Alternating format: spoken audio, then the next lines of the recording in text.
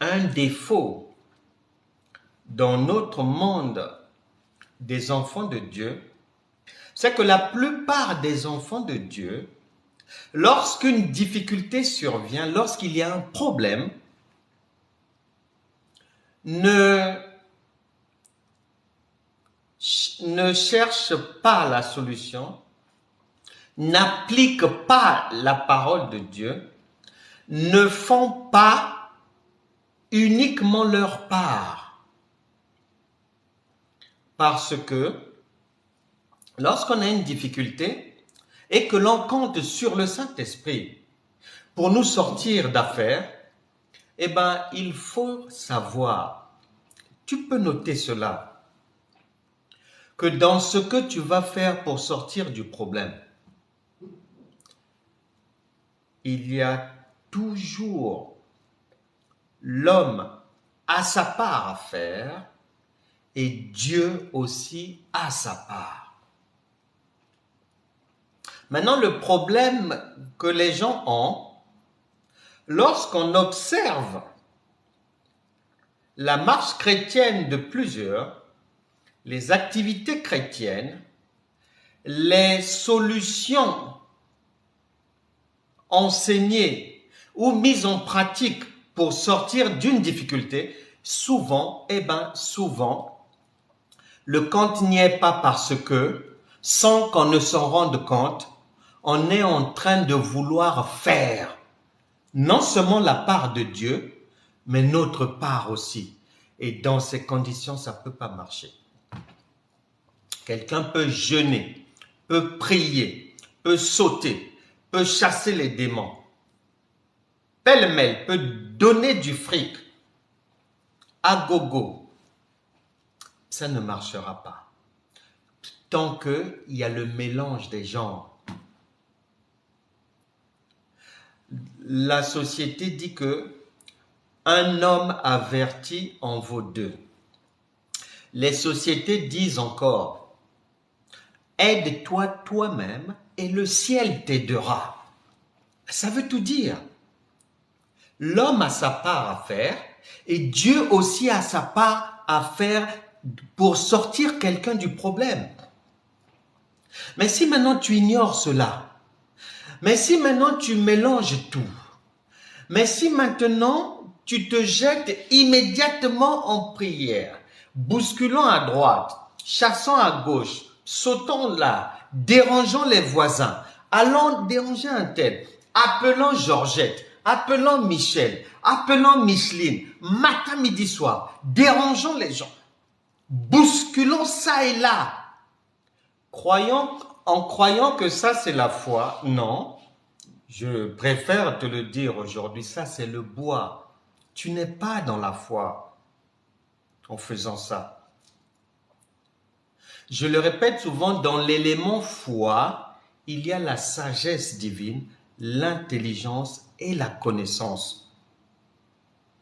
Allons dans la parole de Dieu pour prendre les preuves, les éléments de preuve de ce que nous sommes en train d'avancer. Romains chapitre 10, à partir du verset 1, likez, tapotez, faites encore venir les bien-aimés, s'il vous plaît. Il y a de très belles choses. Le Saint-Esprit est porteur de ressources sans nombre pour résoudre les problèmes de tout le monde. Si tu peux, appelle même la terre entière. Ça ne va pas déranger Dieu. Il a tout ce qu'il faut. Riche en bonté, Dieu d'amour, créateur des cieux et de la terre. La bénédiction ne vient ni de l'Orient ni de l'Occident. L'élévation vient de lui uniquement. Donc, chacun a tout à y gagner. En lui faisant confiance, en prêtant attention à ce que dit le Saint-Esprit, car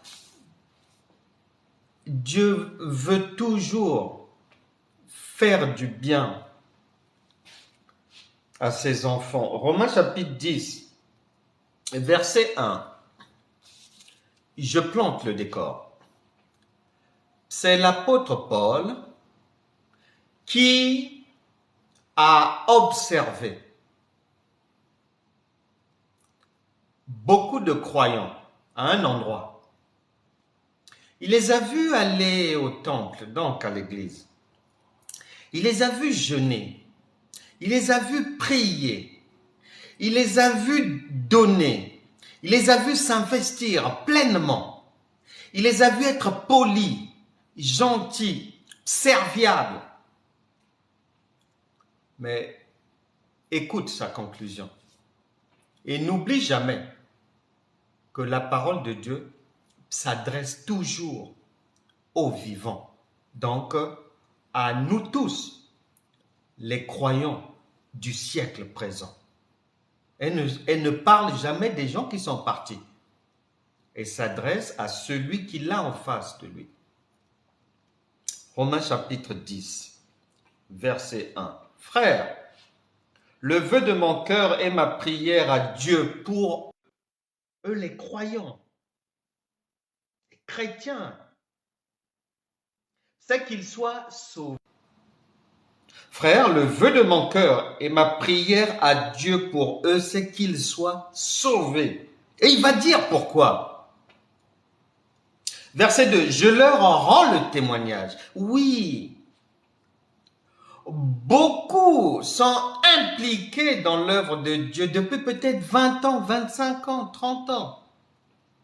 Beaucoup chantent dans une chorale, sont au protocole, sont dans les œuvres sociales de l'Église, font la sécurité, l'intercession, les affermissements et autres. Je leur rends le témoignage qu'ils ont du zèle pour Dieu. Beaucoup de gens sont zélés. Ils jeûnent, ils prient, ils jeûnent encore.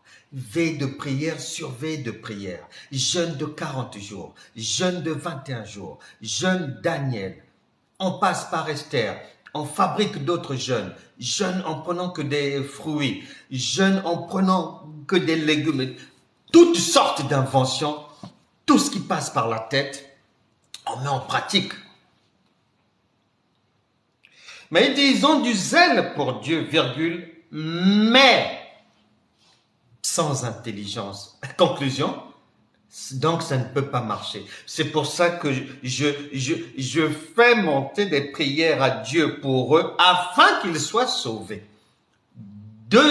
Conclusion définitive, tu peux être zélé pour Dieu, tu peux même être pasteur, tu peux même être évangéliste, tu peux donner beaucoup de fric, beaucoup d'offrandes, tu peux dormir par terre, tu peux aller de veille de prière en veille de prière, tu peux aller de conférence en conférence, tu peux aller de séminaire en séminaire. Et d'ailleurs, dans la plupart des conférences et séminaires, souvent on retrouve année après année les mêmes personnes dans les conférences de délivrance, de guérison.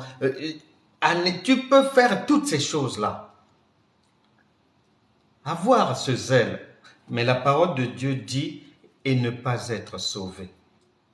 Et aujourd'hui, le Saint-Esprit voudrait que chacun retienne que l'une des raisons pour lesquelles on va ne pas être dans la foi, mais dans le bois ou au bord de la route, où parfois on a déjà fait naufrage, mais sans le savoir.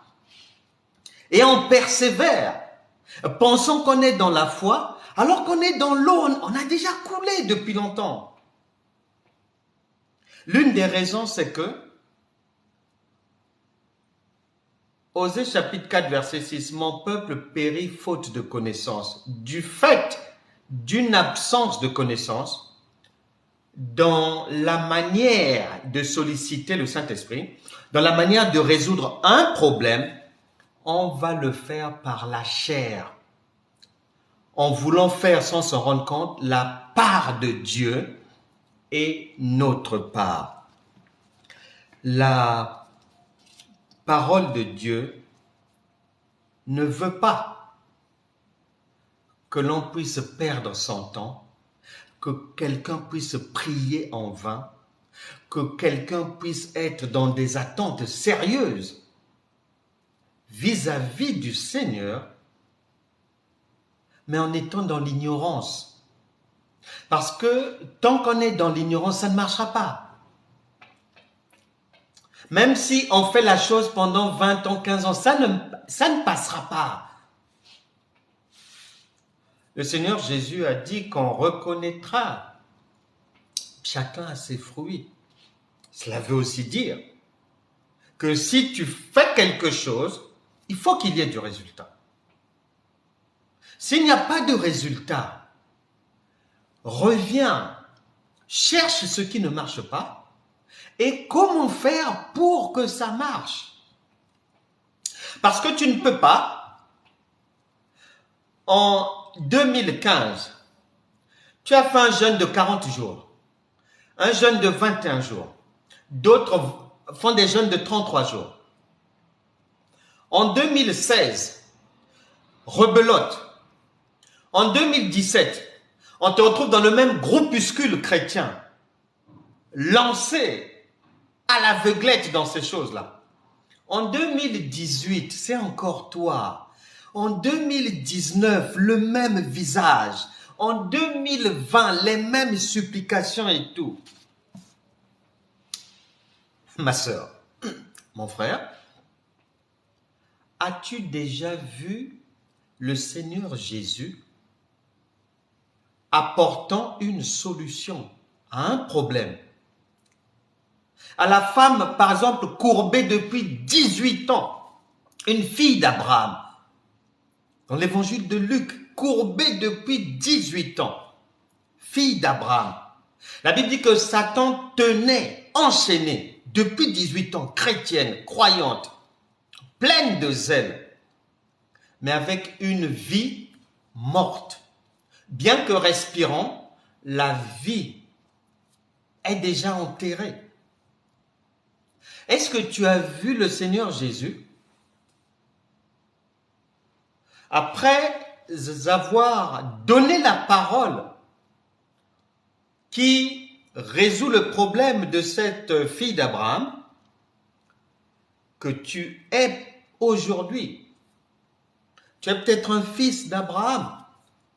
Est-ce que tu as vu Jésus, après avoir donné la parole de vie, dire à la femme de revenir l'année prochaine encore? Tu as vu ça où? Est-ce que tu as vu l'apôtre Paul lorsque il est à Derbe? Il est face à un impotent, un homme boiteux de naissance. Et la Bible dit que voyant, ça c'est dans Actes des Apôtres, voyant qu'il avait la foi pour être guéri, il lui a dit, lève-toi. Est-ce que tu as vu cet impotent revenir encore l'année suivante avec le même problème? Lorsque dans Actes des Apôtres chapitre 9, lorsque Pierre et Jean sont devant, on va le lire, Actes des Apôtres chapitre 9, Pierre et Jean, ils se retrouvent devant Énée, paralytique, couché depuis 8 ans. Il est dit, Actes des Apôtres chapitre 9, verset 32. Comme Pierre visitait tous les saints, il descendit aussi vers ceux qui demeuraient à Lyde. Il y trouva un homme nommé Énée, couché sur un lit depuis 8 ans, virgule, et paralytique. Pierre lui dit, Énée, Jésus-Christ guérit, 2 points, lève-toi et arrange ton lit, et aussitôt il se leva. Tous les habitants de Lyde et du Saran le virent et ils se convertirent au Seigneur. As-tu lu quelque part que l'année d'après, l'année suivante, ou 6 mois après, ils ont eu besoin, le Saint-Esprit a eu besoin du même rituel? Mais non. Dans Matthieu chapitre 8, à partir du verset 7, Jésus allant quelque part, croise le centenier romain. Son serviteur est malade chez lui à la maison. Et il dit au Seigneur que viens pour le guérir. Le Seigneur dit oui, on va aller. Et lui il dit non, non, non. Parle seulement ici et il sera guéri là-bas. Et Matthieu 8 au verset 13, il est dit que le Seigneur Jésus lui dit sur place, sur site, que va, qu'il te soit fait selon ta foi. Et la parole de Dieu témoigne qu'à l'instant même, le malade fut guéri. Est-ce que tu as entendu que 3 mois après, ils ont eu besoin de procéder à la même chose? Non. Soit la guérison ou la sortie du problème vient de Dieu, ou soit ça vient de l'autre. Et si ça vient de Dieu, il n'y aura pas la puissance divine, la toute-puissance de Dieu n'a pas besoin de s'y prendre plusieurs fois. Non. C'est l'autre qui a besoin de refaire, de faire encore, de dormir comme ça. Il faut s'allonger comme ça. Il faut mettre de l'huile ici. Il faut boire du vin comme ça. Il faut mettre l'autre là. Mais comment on appelle ça? L'hostie sur la tête. Il faut... Non.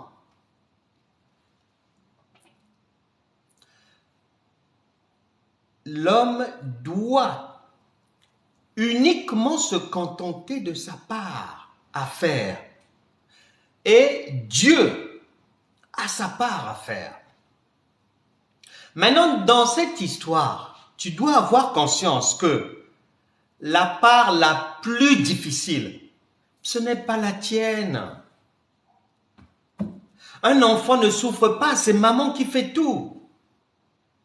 Ce sont les parents qui font tout.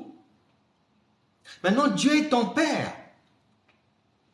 Il est tout puissant, il est omniprésent. Le Saint-Esprit n'a pas besoin d'être aidé. Tu dois le savoir. Actes des Apôtres, chapitre 14, verset 8. À Lystre, se tenait assis un homme impotent des pieds, boiteux de naissance et qui n'avait jamais marché. Il écoutait parler Paul. Et Paul, fixant les regards sur lui et voyant qu'il avait la foi pour être guéri, dit d'une voix forte, 2 points, lève-toi droit sur tes pieds. Et il se leva d'un bond et marcha. À la vue de ce que Paul avait fait, la foule éleva la voix et dit en langue lycaonienne, les dieux, sous une forme humaine, sont descendus vers nous. Est-ce qu'ils ont eu besoin de répéter cela 3 mois après? La puissance agissante du Saint-Esprit n'est pas à mélanger ou à insérer dans des ordonnances spirituelles, non. Ou c'est Dieu, ou c'est pas Dieu. Et si c'est Dieu, ça passe une seule fois. Et si c'est l'autre, faudra passer, repasser, jusqu'à la mort, toute la vie, dans la douleur, dans la pénitence, faisant les mêmes jeûnes, priant de la même manière, parlant en langue de la même manière, criant de plus en plus fort, chassant à droite, chassant à gauche, chassant dans telle ville, allons là-bas chasser, se cachant sous le lit, parce que le diable est là, ayant peur, cachant la peur par des jeûnes à répétition, des veillées de prière sans fin, pour masquer la peur. Il faut savoir que dans cette histoire, l'homme fait sa part et Dieu, il fait toujours sa part. Et retiens deuxièmement que la part la plus simple à faire pour que ton problème soit résolu, elle te revient à toi. Maintenant, ce qui est difficile, ça c'est le Saint-Esprit qui va le faire. C'est lui qui peut aller rentrer dans des bureaux, parler aux gens que tu ne peux pas voir, que tu ne peux pas rencontrer. C'est son doigt qui peut aller signer des documents sans que tu ne sois là, de nuit ou de jour. C'est lui qui peut aller donner des ordres aux hommes pour te faire du bien. C'est lui qui peut changer le cœur d'une personne qui avait déjà dit non, non, non et non. C'est lui qui peut le faire. Maintenant, pour qu'il le fasse, tu n'as pas à faire les choses charnellement. C'est comme si tu veux pousser un poids lourd, un 38 tonnes. Tu n'y arriveras pas. Tu ne peux pas pousser un 38 tonnes. Dieu est un poids super, super lourd. Tu ne peux pas. Et beaucoup de gens ont une vie chrétienne à l'observation. En fait, non seulement ils font leur part, mais ils veulent aussi faire la part de Dieu. Et des fois, ils s'impliquent beaucoup plus dans la part de Dieu à faire, négligeant leur part. Des fois, dans leur part à faire, ils sont dans l'erreur. Et ça ne peut pas marcher. Zacharie a dit que ce n'est pas par ta force que tu y arriveras, mais c'est par l'Esprit de Dieu. Galates chapitre 3 verset 5 dit ceci. Nous nous dirigeons vers une prière de foi. Écris tes sujets, tes problèmes sur un papier, montre-les déjà à Dieu et tu vas voir, je te mets au défi. Tu vas voir comment c'est simple comme bonjour. Parce qu'un enfant ne souffre pas, c'est maman qui fait pour lui. Un enfant ne souffre pas, c'est papa qui fait pour lui. La marche chrétienne voulue par le Dieu Tout-Puissant, c'est celle-là. Mais si les gens ne comprennent pas, si la tête est chargée d'ineptie, ça ne marchera pas. Galates chapitre 3, verset 5. Celui qui vous accorde l'esprit, virgule, et qui opère des miracles parmi vous, le fait-il donc par les œuvres de la loi ou par la prédication de la foi? Les solutions apportées par Jésus, par les apôtres de Jésus, les Pierre, les Paul, Jacques, Jean, Tite, Sosthène, Sylvain, Barnabas, Apollos, toute la grande liste de ces apôtres, Timothée et autres, qui ont honoré le nom de Dieu, ont tous opéré par la foi, suivant le modèle de Jésus, étant les imitateurs de Christ. Là, on fait par la prédication de la foi. Et lorsqu'on agit par la foi, on ne peut pas souffrir. Mais non. Mais non. Beaucoup marchent dans la contradiction sans se rendre compte. Ils marchent en reculant. Dans la joie, bien sûr. Sans s'en rendre compte. Et beaucoup donc rétropédalent, sont dans la reculade ou dégringolent au quotidien, parce que pensant être dans la foi, ils manifestent les œuvres de la loi. Prier du matin au soir, quand tu le fais, le Seigneur Jésus te juge et te condamne à travers Matthieu chapitre 6, versets 7 à 8.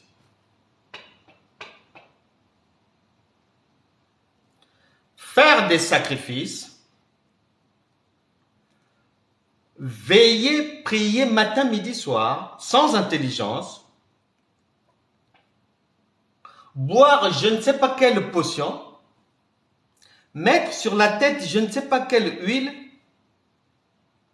prendre un peu de vin, mettre de la farine je ne sais pas où, dormir avec du gros sel ou du sel sous le lit, ou en mettant le sel autour de la maison, ou bien quoi, mettre les bougies, dormir avec les bougies, toutes ces choses-là est une injure au royaume de Dieu. Un royaume surpuissant qui n'a pas besoin d'assistance humaine. Tu ne peux pas aider le Saint-Esprit. C'est une folie, ça ne va pas là. Faut qu'on casse la tête. Tu veux aider Dieu? C'est grave. Voire criminel. C'est insensé.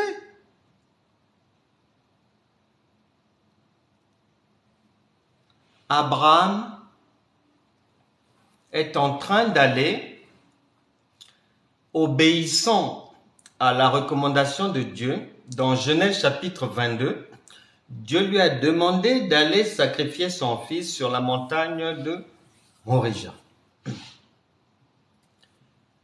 Son fils va constater qu'il manquait quelque chose, puisque son père lui avait donné l'information sur ce qu'ils étaient en train d'aller faire. Et au milieu de la montagne, Isaac interpelle son père et lui pose une question. Genèse chapitre 22, verset 8.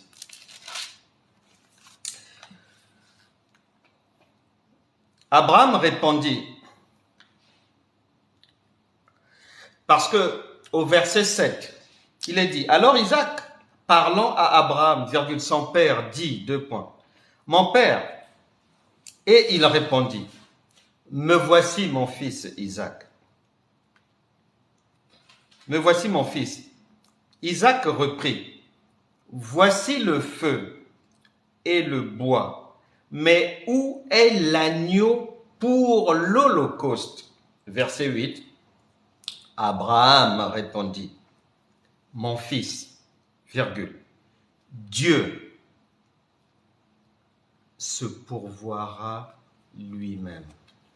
Hébreux chapitre 13, verset 8 dit que Jésus-Christ est le même hier, aujourd'hui et éternellement. Il se pourvoit toujours lui-même.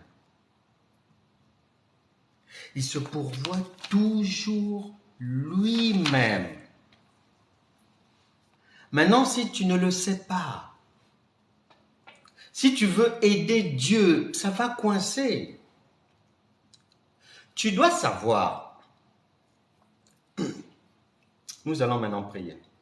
Tu dois bien retenir ceci, qu'il y a devant chaque situation, pour résoudre une difficulté, pour passer un obstacle, il y a la part de Dieu et notre propre part. Ensuite, troisièmement, la part la plus difficile incombe à Dieu, et la plus facile revient à l'enfant. Donc nous. Ensuite, lorsque tu vas vouloir résoudre le problème, tu dois savoir, est-ce que tu es en train de le faire, est-ce que ce que tu fais là, est-ce que c'est humain, est-ce que c'est charnel, est-ce que c'est terrestre, ou est-ce que c'est spirituel? Tu dois le savoir. Mais si tout est mélangé, cafouillis, poubelle là-dedans,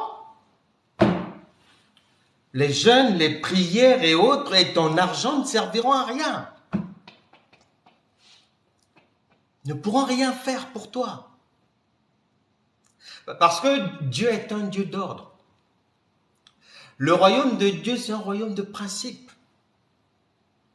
Les choses sont bien ajustées. La Bible déclare, la nature elle-même ne vous enseigne-t-elle pas? Nous voyons bien dans les sociétés, dans les administrations, dans toute organisation, c'est bien ordonné.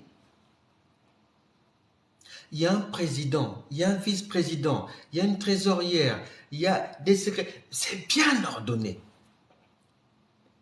Il y a un adjoint au maire au logement, un adjoint au maire au sport, un adjoint au maire à l'éducation. C'est bien un ministre de la culture, ministre des transports. Tout est ordonné. Il n'y a pas sens dessus-dessous de mélange, non. Chacun sait ce qu'il a à faire. Eh bien, avec le Tout-Puissant, ça a commencé comme ça. Et les hommes ne font que suivre en appliquant cela dans la société. Un jour, quelqu'un est venu me voir. Et la personne avait besoin d'un compte bancaire. Parce qu'en fait, la personne avait trouvé du boulot et donc son employeur lui demandait un RIB, un relevé d'identité bancaire pour lui virer chaque fin de mois sa paye. Mais la personne avait un problème, c'est que dans les papiers que la banque demandait, il y avait des documents que lui n'avait pas. Alors, j'ai pris la personne. En allant avec la personne, je suis conscient que cette démarche-là, je vais le faire par la chair parce que c'est une démarche que tout le monde peut faire et tout, et que ouvrir un compte bancaire, même les païens ouvrent des comptes bancaires, n'importe qui peut ouvrir un compte bancaire. Donc, il n'y a même pas besoin d'une intervention divine là-dedans. Non. On est parti. La première banque a demandé des documents que la personne n'avait pas. La deuxième banque, pareil. La troisième banque, pareil. La quatrième banque, pareil. On avait fait, je crois, 5 banques comme ça. Je lui ai dit, attends. Et j'ai pris le temps, pendant quelques jours, de réfléchir, 3-4 jours, et je l'ai rappelé. Je lui ai dit, viens. On est allé dans une autre banque. On a pris un rendez-vous et lorsque, après réflexion, lorsque je l'ai appelé pour qu'on puisse repartir dans les démarches, à ce moment-là, je suis conscient que cette fois-ci, puisque d'une manière terrestre, ça n'a pas marché, je suis obligé maintenant d'utiliser ma nature divine. Actes des Apôtres, chapitre 17, verset 29. Nous sommes de la race de Dieu. Ça, je suis conscient que humainement, ça n'a pas marché. Maintenant, je suis obligé de me déplacer en étant Dieu, c'est-à-dire la nature divine, pour passer cet obstacle-là, parce que il faut de l'extraordinaire pour que le monsieur puisse avoir son compte bancaire. Puisque humainement, puisque normalement, socialement, ça coince. Donc, on est face à une impasse.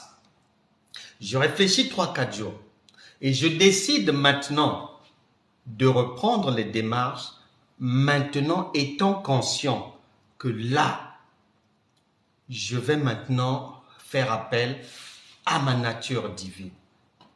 C'est écrit. Psaume 82, versets 6 à 7. Évangile de Jean, chapitre 10, verset 34. Actes des Apôtres, chapitre 17, verset 29. Et puis, Éphésiens, chapitre 2, verset 19. Je peux même me mettre dans le sac Luc, chapitre 10, verset 19. Et cette fois-ci, la banque, là où nous sommes partis, nous a fixé un rendez-vous. Quelques jours après, on se présente à ce rendez-vous. Chose bizarre à ce rendez-vous, les dames qui sont là ne retrouvent pas dans leurs ordinateurs le rendez-vous qu'on avait pris pour le monsieur. Et elles vont dire que apparemment leurs collègues n'avaient pas confirmé le rendez-vous. Donc il n'y a pas de rendez-vous. Les dames gênées vont nous donner un autre rendez-vous. Maintenant, le jour où nous venons pour ce rendez-vous-là, eh bien, la personne qui nous reçoit ne nous demande pas les documents que toutes les autres banques demandaient. Et nous sommes sortis de là avec le compte ouvert pour le monsieur. Il a pu avoir son compte. Là, c'est par la foi maintenant. Là, j'ai agi par la foi parce que humainement, ça n'avait pas marché. Je suis obligé, en étant conscient, de me déplacer avec lui en sachant que là maintenant, ma chair se tait et c'est le Saint-Esprit qui va s'exprimer et qui va se faire entendre. Ton jour est venu pour que tu quittes la confusion. Mets tes problèmes devant le Seigneur. Sache désormais que tu peux agir par la chair, parce que la chair aussi peut produire quelques résultats ou bien des miettes. La chair aussi peut donner du résultat. Les Moïse, les David, les Salomon, les Daniel et compagnie, qui n'étaient que des hommes, ont produit des résultats. Maintenant, le Saint-Esprit qui est dans ses enfants produit 1000 fois mieux que ce que les Moïse, les David ont eu à produire comme résultat. C'est écrit dans la parole de Dieu. Ça, c'est la première chose.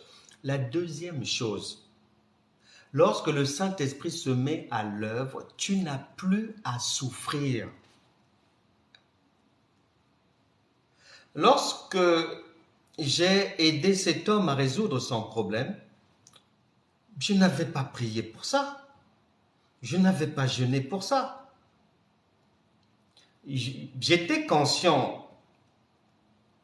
J'ai agi par la connaissance que j'ai des choses de Dieu. Et cette connaissance-là vient te faciliter la vie.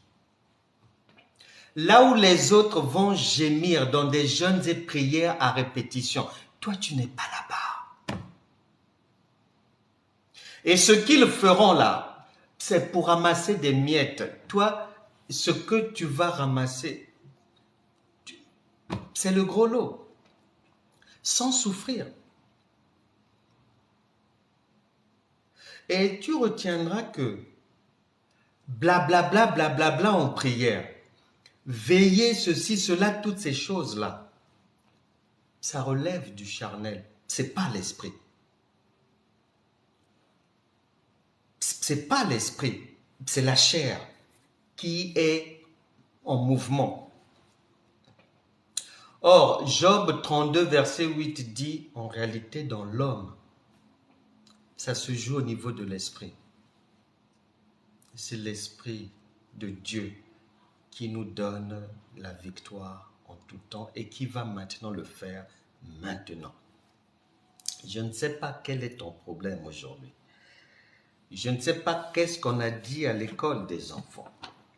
Je ne sais pas dans une administration ce que tu as rencontré là-bas. Je ne sais pas si c'est un problème de titre de séjour. Peu importe. Le Saint-Esprit n'a pas besoin de 30 secondes. Il n'a pas besoin de 5 secondes pour résoudre ton problème. Il n'en a pas besoin. Nous allons prier. Que chacun dispose son cœur. Un cœur, l'apôtre Paul a dit qu'il a tout fait pour être irréprochable, sans ride devant Dieu et devant les hommes. Qu'est-ce qu'il en est pour toi? Est-ce que quelqu'un te reproche quelque chose? Est-ce que tu t'es mal comporté vis-à-vis de quelqu'un? Comment est ta vie? Es-tu dans l'adultère? Es-tu dans le mensonge? Es-tu dans la séduction? La cigarette? La pornographie? La masturbation? Où es-tu? Puisque le Seigneur nous cherchait à travers Adam dans le jardin, disant, Adam, où es-tu? Et il n'a pas changé, il pose la même question à chacun de nous. Où es-tu? Nous allons nous repentir pour permettre au Saint-Esprit de sortir chacun de sa difficulté. Si quelqu'un a un rendez-vous administratif, une fois qu'on a fini de prier, ne te tracasse plus. Va à ton rendez-vous. Tu verras. Dieu t'a déjà précédé là-bas.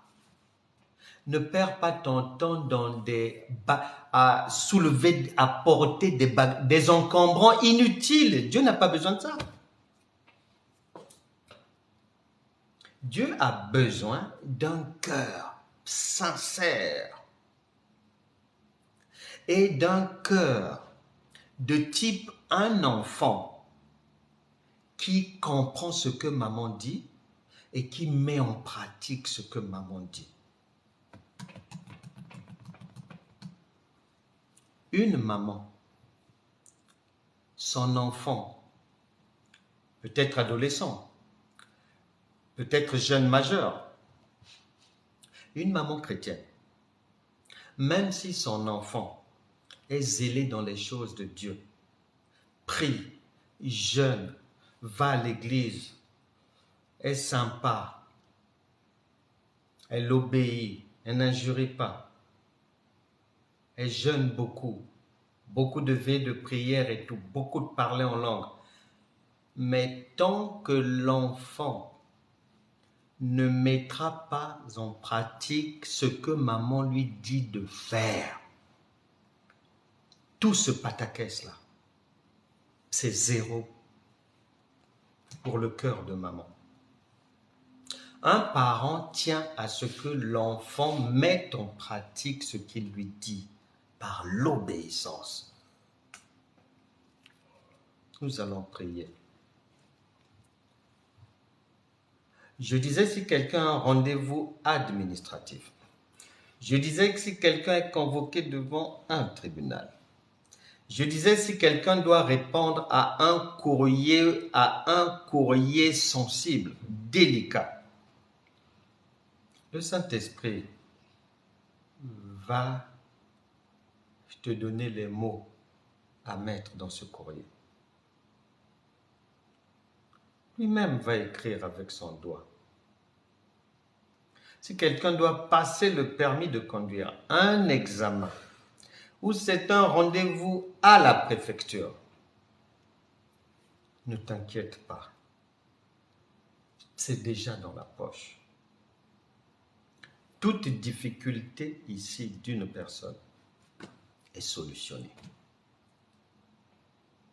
Là, nous sommes dans la foi. On n'est plus dans la chair. Et la foi ne souffre pas. Toute difficulté. Likez, s'il vous plaît, on va prier. Partagez, nous rentrons maintenant en prière. Que tapotez, que chacun ouvre son cœur à Dieu maintenant. Pour demander le pardon d'abord des péchés. Et ensuite dire au Saint-Esprit ce que tu veux voir dans ta vie. Et que ta langue elle-même chasse les mauvaises choses. Par une déclaration pleine de foi. Seigneur Jésus, nous voici devant toi. Toi qui es omniprésent. Tu as dit que là où 2 ou 3 sont réunis en ton nom, tu es au milieu d'eux. Nous savons que tu es là. Nous savons que tu n'es pas venu pour nous assister dans nos larmes. Nous savons que tu es porteur de bontés éternelles. Seigneur, tu as dit que si nous te confessons nos péchés, tu nous fais du bien.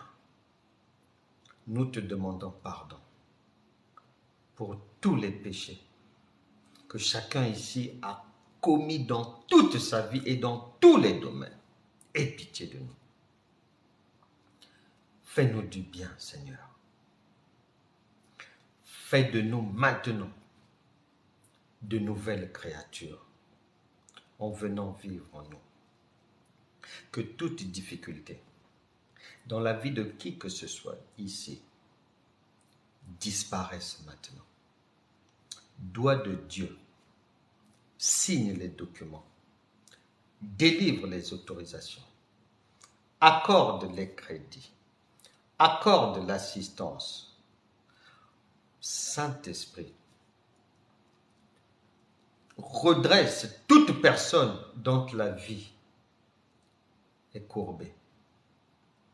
Redresse toute personne dont la santé est déclinante. Au nom de Jésus, nous chassons toute maladie.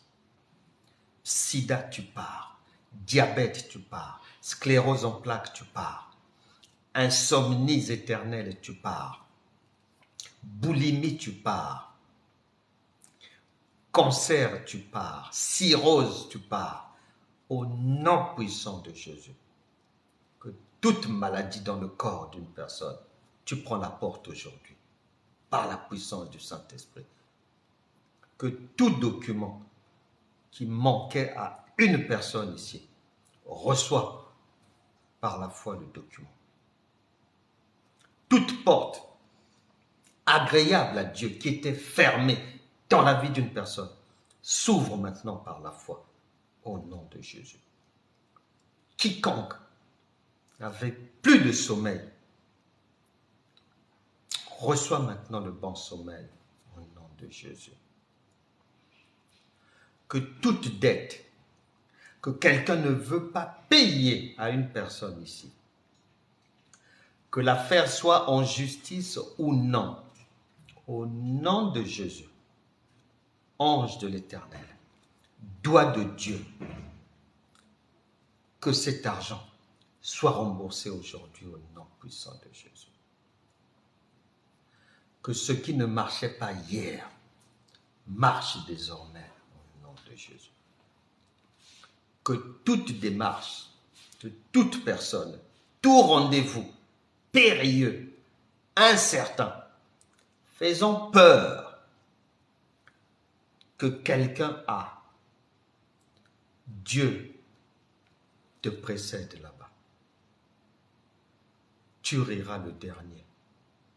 Au nom de Jésus. Amen. Amen. Amen. N'oubliez pas de partager, de saluer vos proches, vos amis. On va se retrouver demain samedi, ça sera à 19h. Demain, c'est pour un enseignement à 19h samedi et nous prierons ensuite. Ne viens pas seul, viens avec des amis, invite, partage. Le Seigneur te fera toujours du bien. Si quelqu'un veut témoigner, il peut écrire centre-évangile.christ@gmail.com ou m'appeler 06 05 62 35 06. Si quelqu'un a un problème, si quelqu'un a besoin de soutien, de conseils, de prières, mais n'hésitez pas, vous pouvez appeler. Que Dieu vous bénisse. On se retrouvera demain, 19h, heure de Paris. Soyez bénis et gardez bien votre victoire du jour. Amen.